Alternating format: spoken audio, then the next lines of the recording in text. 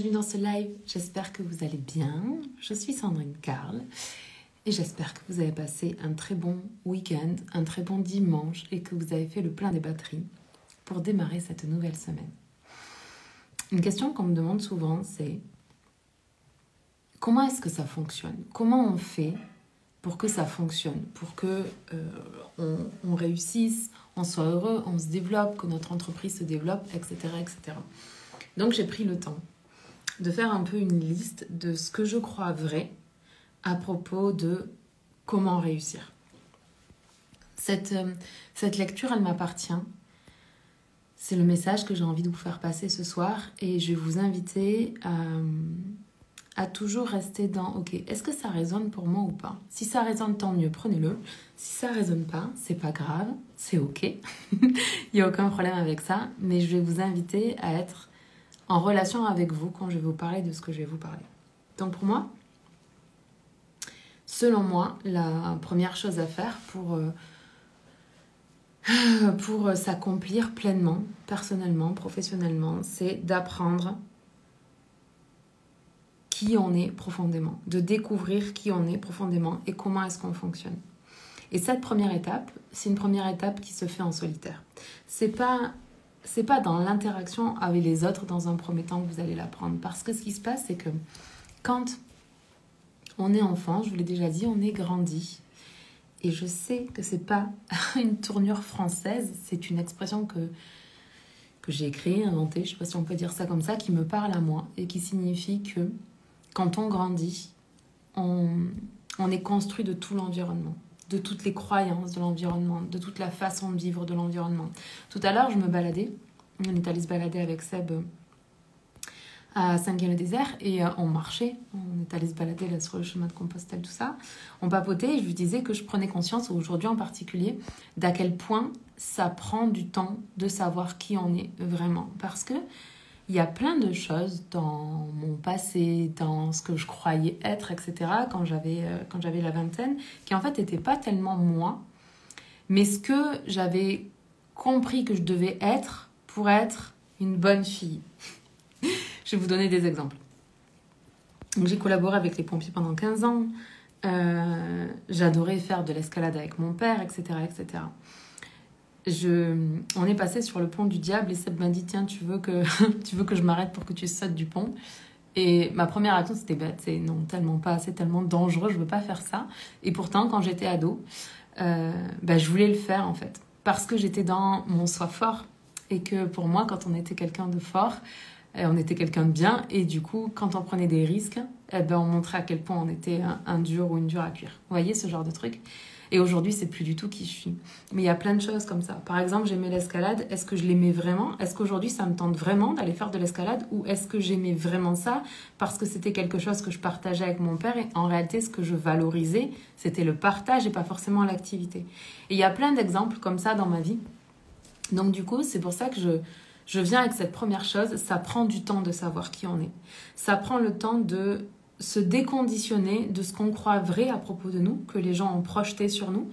Et ça prend du temps de se découvrir en allant expérimenter plein de choses. Par exemple, est-ce que j'aime les sports nature parce que c'est ce que mes parents aimaient ou est-ce que c'est ce que j'aime vraiment? Si c'est la seule chose que j'ai connue dans mon enfance, que j'ai pas expérimenté d'autres choses, est-ce que c'est ce que j'aime moi vraiment? Est-ce que c'est ce que Sandrine Carl aime vraiment? Ou est-ce que c'est la fille de mes parents qui aime ça pour passer du temps avec ses parents? C'est des vraies questions. Et c'est de ça dont il est question là. La première étape pour moi, c'est ça là. Et ça se vérifie pour tout. Il y a des choses de moi que j'aimais, je vous en ai déjà parlé, moi j'adore les cosmétiques, c'est un truc, ça me plaît, voilà. Et dans ma famille, tu sais, c'est tellement pas ça. Ma mère, c'est quelqu'un qui est très naturel. Et ça veut pas dire que je suis pas naturelle là, mais ma mère utilise très peu de produits de beauté. Elle est très à faire des soins avec de l'huile d'olive et des choses comme ça. Et moi, j'aime bien avoir tous mes petits pots, mes petits machins. Là, j'ai l'impression d'être une princesse. Et ça m'a demandé du temps d'accepter cette part de moi. Parce que dans la projection que j'ai reçue, du coup, c'était comme si c'était pas bien d'être comme ça, puisque mes parents n'étaient pas comme ça. Mon père, ma mère, c'est pas du tout des personnes qui sont intéressées par les cosmétiques. Moi, ça me passionne. Honnêtement, j'aurais pu faire une carrière dedans. Si mon dharma, ça n'avait pas été de faire ce que je fais là avec vous, je pense que ça aurait vraiment été une carrière dans laquelle j'aurais pu vraiment prendre du plaisir. Donc, il y a ça. Il y a, par exemple, le fait que j'adore m'entraîner en salle de sport. C'est un truc, j'adore ça. J'adore le fait d'arriver, d'avoir mon programme, de me mettre dans mon monde, de faire mes répétitions en conscience dans mon corps. Hello André, bienvenue dans ce live. Hello Seb, bienvenue. Ces moments-là, ce rythme, je sais pas, ces trucs un peu comme militaire, moi, ça me plaît, ça me calme l'esprit, ça me fait un bien fou. Sauf que, je suis contente que ça aille pour toi, moi, ça va très bien. Ça me fait un bien fou et ça me fait plus de bien que d'autres sports, ok? Et ça, c'est juste pour moi. Ça ne veut pas dire que c'est juste pour vous. Mais c'est pareil, en fait. Quand j'ai commencé à m'entraîner en salle de sport, pour mes parents qui s'entraînent, enfin, qui font du sport à l'extérieur, en nature, etc., ben pour eux, c'était bizarre. Et puis, mes amis jugeaient ça comme, tu sais, les gens qui allaient s'entraîner dans les salles de sport, c'est des gens qui aimaient se regarder et qui n'avaient pas grand-chose dans la tête. Ça, ceci est complètement faux, c'est une croyance. Mais du coup, j'ai dû accepter que j'étais cette personne-là. Donc, la première étape, c'est vraiment d'apprendre qui on est et aussi comment on fonctionne, qu'est-ce qui nous fait du bien. Avec Seb, là, le fait d'être en couple, ça m'apprend beaucoup de choses à propos de moi parce que je croyais que, parce que moi j'étais comme ça, tout le monde était comme ça. Et j'apprends au quotidien que Seb est différent de moi. Que les choses qui me nourrissent, moi, le nourrissent pas forcément lui. Que lui, il a besoin de faire certaines choses qui, moi, si je les fais, ça m'apporte pas grand-chose. Par contre, moi, j'ai besoin de faire des choses que lui, il trouve ça, tu sais, bizarre parfois, mais c'est ok. Et du coup, c'est la première étape. La deuxième étape, c'est que quand on a fait ce travail-là, de savoir vraiment qui on est et comment est-ce qu'on fonctionne, et de se donner ça. De se donner ce « ok, je suis comme ça, c'est ok, je m'aime dans tout ce que je suis, dans toutes mes forces, dans toute ma lumière, mais aussi dans mes parts de manque, et aussi dans mes zones d'ombre, parce que ça fait partie de moi et c'est ok. » Et de savoir « ok, comment est-ce que je fonctionne ? Qu'est-ce qui me fait du bien ? Qu'est-ce qui me fait pas du bien ? Quelle est l'activité sportive qui fait que je me sens bien, que je me sens en énergie, que je me sens en forme ? Ou quel est le métier dans lequel je m'épanouis ? Comment est-ce que je peux faire pour me sentir plus heureuse, plus moi au quotidien ? C'est ces questions-là, en fait, qui vous permettent de poser la première pierre. La deuxième pierre, c'est qu'une fois que vous avez fait ce travail-là, vraiment d'introspection, et c'est un travail qui se fait en solitaire, à un moment donné, vous allez vous sentir assez forte pour assumer qui vous êtes pleinement dans ce monde, sans ne plus avoir besoin d'avoir vos antennes à l'extérieur avec les besoins de reconnaissance et de valorisation dont je vous ai parlé précédemment en vous donnant des exemples. À ce moment-là, une fois que vous vous sentez assez fort, c'est vraiment le moment pour aller travailler avec d'autres personnes, mais sans perdre votre propre créativité, votre approche personnelle et unique. Dans les collaborations, pour moi, les collaborations, c'est le moyen vraiment d'ouvrir vos horizons et de rencontrer des personnes. Et ça, pour moi, c'est central dans le développement. Quand je parle de collaboration, je parle de collaboration dans le fait d'avoir un projet dans lequel, par exemple, 2 personnes ou plusieurs personnes travaillent ensemble, mais ça peut être de la collaboration quand vous allez voir un thérapeute, un coach ou que vous suivez des formations. On n'est plus à l'école, là.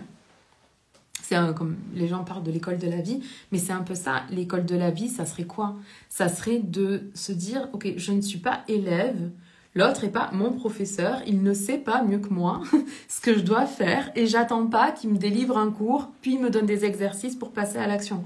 Non, je me connecte à une personne parce que je vibre et je résonne avec cette personne-là. J'apprends ce que j'ai à apprendre de cette personne-là. Il y a des trucs qui vont résonner, il y a des trucs qui vont pas résonner et c'est ok.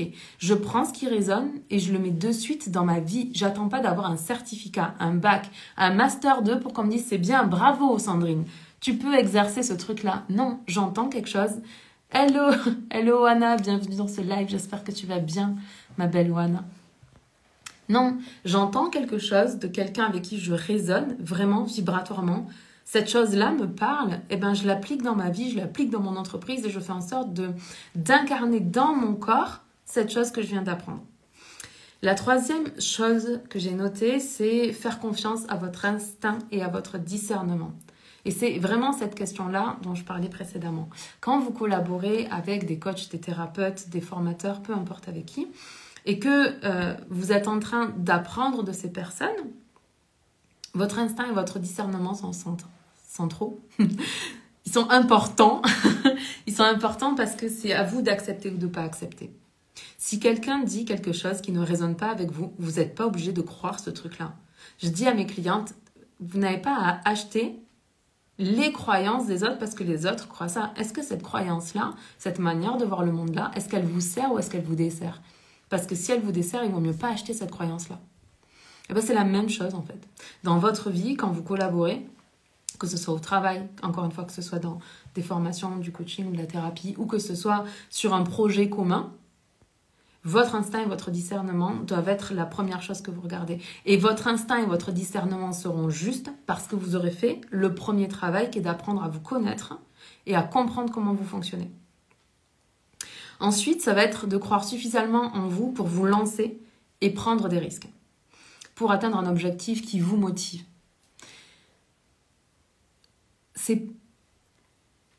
L'entrepreneuriat, c'est une prise de risque. Et c'est une prise de risque quand vous vous lancez, parce qu'en vrai, il n'y a personne qui sait si, quand il lance son entreprise, elle va marcher ou pas.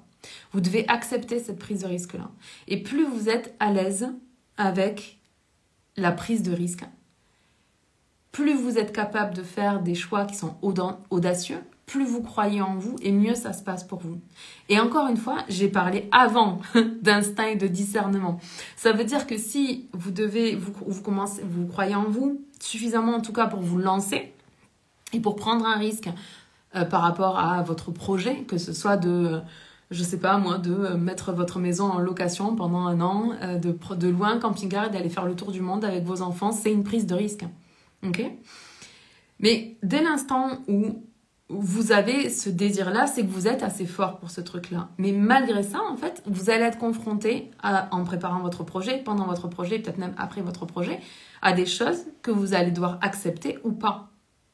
C'est pas les autres qui devraient décider de ce que vous allez faire et de la bonne manière que vous aurez de prendre une décision ou pas. C'est vous, parce que vous connaissez votre instinct et votre capacité à collaborer avec les autres pour ouvrir vos horizons. Et dans ce processus-là, quand vous vous lancez vers un objectif qui vous motive, qui vous inspire, qui vous donne des ailes, qui vous fait rêver, qui vous allume, qui vous fait vibrer, peu importe ce que c'est, la croyance de l'homme qui s'est construit tout seul, le self-made man, j'ai un très mauvais anglais. Hello Sylvia, bienvenue dans ce live, j'espère que tu vas bien. Ça n'existe pas, là. Ça, c'était les années 80, ce truc-là. Hein. Les gars, on est en 2022, les filles, on est en 2022. Les autres sont tellement importants dans la réalisation de nos projets. Parfois, parce qu'ils sont avant nous et qu'ils ont fait les... Salut ma belle. Qu'ils ont fait les changements, en fait. Très souvent, quand on a un projet comme ça, c'est intéressant de discuter avec des gens qui ont le même projet que nous. Si vous voulez rénover une ferme, si vous voulez faire le tour du monde avec vos enfants, si vous voulez déscolariser vos enfants pour les scolariser à la maison, si vous voulez vous lancer dans l'entrepreneuriat, avoir des conversations avec des gens qui ont déjà fait ce truc-là, là, c'est tellement enrichissant. Et encore une fois, tout ce que les gens vous disent n'est pas la vérité, c'est leur vérité. Ce qui va vous donner le go, en fait, le oui ou le non, c'est le fait que vous allez accepter ou pas en regard à ce que vous dit votre instinct, votre intuition et votre discernement. Mais les autres sont une source illimitée de possibilités. Et ils sont capitaux dans votre développement personnel, dans votre cheminement. Là, mon amie Sylvia, elle veut lancer une boutique en ligne pour vendre ses créations. Ben, forcément, la première des choses que j'ai envie de lui dire, c'est mais connecte avec des gens qui ont fait ça, qui ont réussi à construire leur boutique, parce que tu vas pouvoir discuter avec ces personnes-là de « Ok, en fait, qu'est-ce qui s'est passé? Quelles ont été les difficultés? Moi, dans mon projet, j'en suis à tel endroit, je me sens bloquée. Comment est-ce que toi, tu as réussi à passer ce truc-là? Etc., etc. » Et ces rencontres-là, cette aide que les autres ils peuvent nous amener, ça a tellement de force, de puissance, de lumière. Et quand je parle de lumière, ça me fait penser que la lumière grandit autour des projets, autour des désirs, autour des objectifs, quand les âmes s'unissent dans un effort collectif. Quand vous allez discuter avec quelqu'un qui a fait ce que vous voulez faire, par exemple, ou qui est en train de le faire, parce que ça aussi, c'est bien d'avoir quelqu'un qui est en train de le faire. Quelqu'un qui l'a fait, quelqu'un qui est en train de le faire. Et assurez-vous toujours d'inspirer des gens qui ont envie de le faire, mais qui ne sont pas encore passés à l'action. Parce que là, vous êtes en train de nourrir tous les niveaux de l'être. Donc, Je vous disais que la lumière grandit quand les âmes s'unissent dans un effort collectif et pas quand chacun tire la couverture à soi.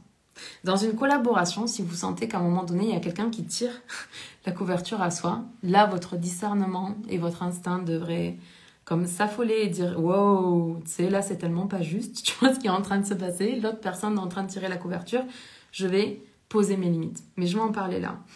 C'est quand on est dans la collaboration, dans les efforts collectifs, dans le fait de co-créer un projet, que ce soit un projet vraiment en commun où il y a plusieurs personnes qui travaillent sur un projet, ou que chacun a son projet et qu'on s'aide à avancer ensemble, ou que vous avez un projet et puis vous vous faites coacher, ou vous faites une thérapie, ou vous faites une formation pour comprendre en fait comment ça fonctionne et pouvoir faire les premiers pas un peu dans un cadre un peu plus safe, un petit peu plus rassurant et discuter avec les personnes. Ça va être très important de rester fidèle à vous-même pendant que vous êtes en train de faire des efforts collectifs. Et je vous dirais d'être toujours vigilante sur les compromis que vous faites dans une collaboration. Assurez-vous de toujours rester en respect de qui vous êtes et en respect de votre manière de travailler. Ne vous laissez pas déstabiliser. Je vous ai parlé de votre discernement, je reviens dessus, mais vous devez respecter vos limites, vos normes, vos standards et votre lumière. Et celle des autres.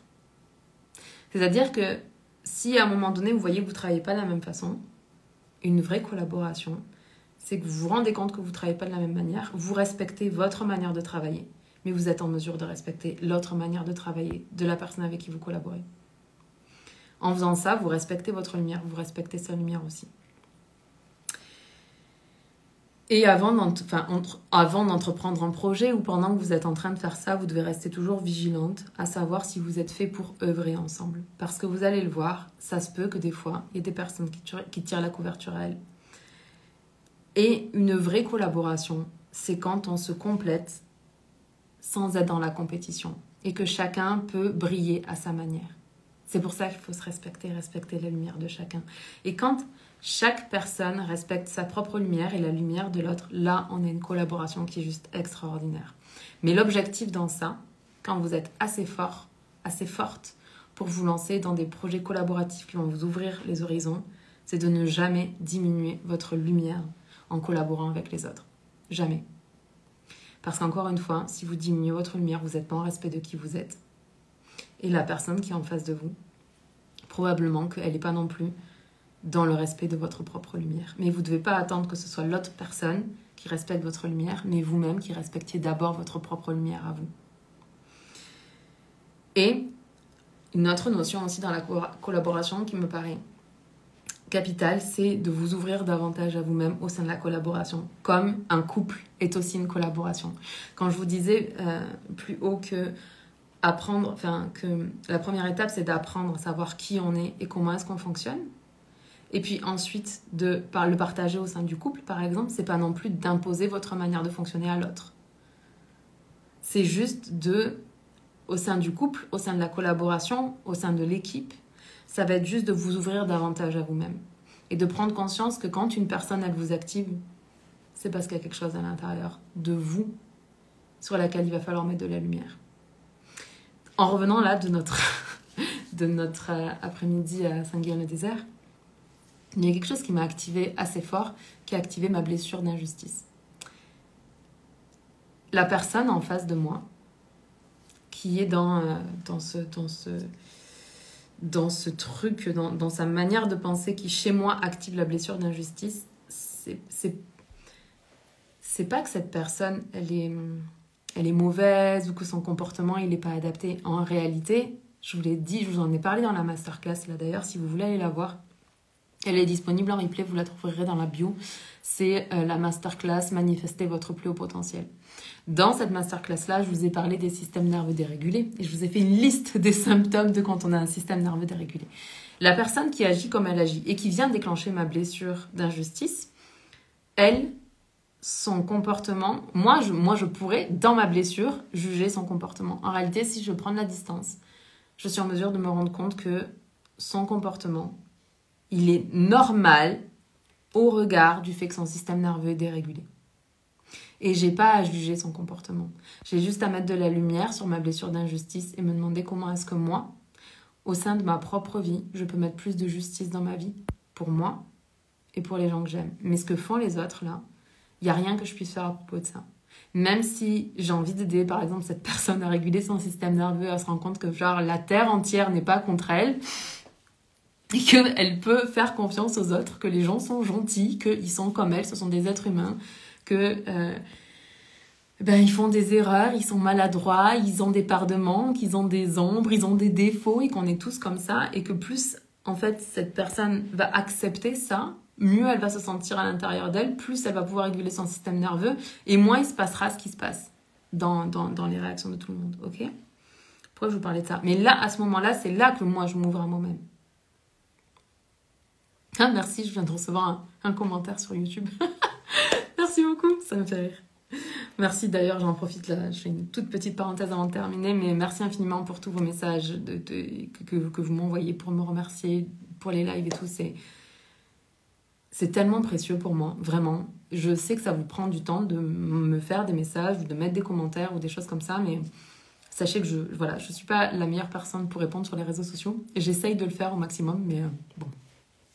J'ai à progresser dans cet endroit-là. En tout cas, sachez que c'est extrêmement précieux pour moi et que ça me fait énormément plaisir de pouvoir vous aider parfois sur votre cheminement. Donc, je reviens. Et je vous disais que dans la collaboration, quelle qu'elle soit, il y a l'objectif dans une collaboration, c'est premièrement de jamais diminuer votre lumière en collaborant avec les autres, que ce soit une collaboration professionnelle au travail, dans l'entrepreneuriat, dans la vie de couple, dans la vie familiale, peu importe, mais aussi de vous ouvrir à vous-même au sein de la relation. Parce que l'autre, il vient toujours activer des parts de manque et des zones d'ombre chez nous. C'est comme pas toujours, mais ça arrive quand même très souvent. Et si vous prenez vos parts d'ombre là et que vous les projetez sur l'autre, vous êtes dans la déresponsabilisation. Et en général, quand on est dans la déresponsabilisation par rapport à qui on est, par rapport à ce qu'on vit et qu'on projette sur l'autre, on est aussi dans un système nerveux dérégulé. Bref, et enfin, ce que je voulais vous dire avec ça, c'est que quand vous avez fait votre travail de développement personnel, spirituel, etc., que vous êtes en paix avec vous, pour vous, avec les autres, pour les autres, et qu'il y a des collaborations qui fonctionnent mal ou des couples où ça peut être parfois compliqué, il y a toujours une solution gagnant-gagnant. Peu importe à quel point vous avez l'impression à l'instant présent que c'est pas juste et que cette personne a fait ci et qu'elle a fait ça et qu'elle aurait dû faire ci ou qu'elle aurait dû faire ça, là, tout ça c'est votre ego qui est en train de réagir parce que vous avez été activé. Comme moi, j'ai été activée dans ma blessure d'injustice. Ok? Tout à l'heure. Bon, je respire un grand coup. Pour le coup, après, j'ai chanté parce qu'il y avait un accident sur la route, donc on était bloqués dans les bouchons. J'ai chanté, ça m'a fait du bien, j'ai libéré ce truc-là. Mais donc, il y a toujours une solution gagnant-gagnant. Ok? Il y a toujours une solution gagnant-gagnant pour les deux parties. Ne vous laissez pas piéger par votre ego qui vous dit que c'est l'autre. Parce que là, vous n'êtes pas en train de vivre votre grande lumière. Là, vous êtes dans votre ombre et il n'y a rien de bon qui va sortir de ça. Mais je t'en prie, Sylvia, avec un immense plaisir. Et surtout, dans cette relation gagnant-gagnant, là, ce que je veux vous dire, c'est que si vous ne vous faites pas piéger par votre ego, et que vous n'êtes pas comme c'est lui et tout, c'est lui qui a fait ça, nanana. Si vous n'êtes pas là-dedans, et que vous êtes en mesure de trouver une solution gagnant-gagnant, vous créez une libération pour les deux. Une libération pour les deux parties, c'est pas beau? Des fois, les collaborations, elles sont pas faites pour durer. Je sais que c'est pas tellement ce qu'on a envie d'entendre. Des fois, les couples sont pas faits pour durer. Mais quand on arrive à trouver une solution gagnant-gagnant, on libère les deux parties. Et des fois, on rencontre juste les gens pour arriver à trouver une solution gagnant-gagnant et libérer les deux parties. Voilà. J'espère que ça vous a plu. Merci d'avoir regardé ce live. Merci d'avoir regardé aussi cette vidéo en replay. Si vous passez par là et que vous arrivez jusqu'au bout, mettez-moi un petit hashtag replay, comme ça je sais qui se connecte à l'énergie de ce live. Je vous aime, je vous embrasse. On se parle demain. Ciao, ciao.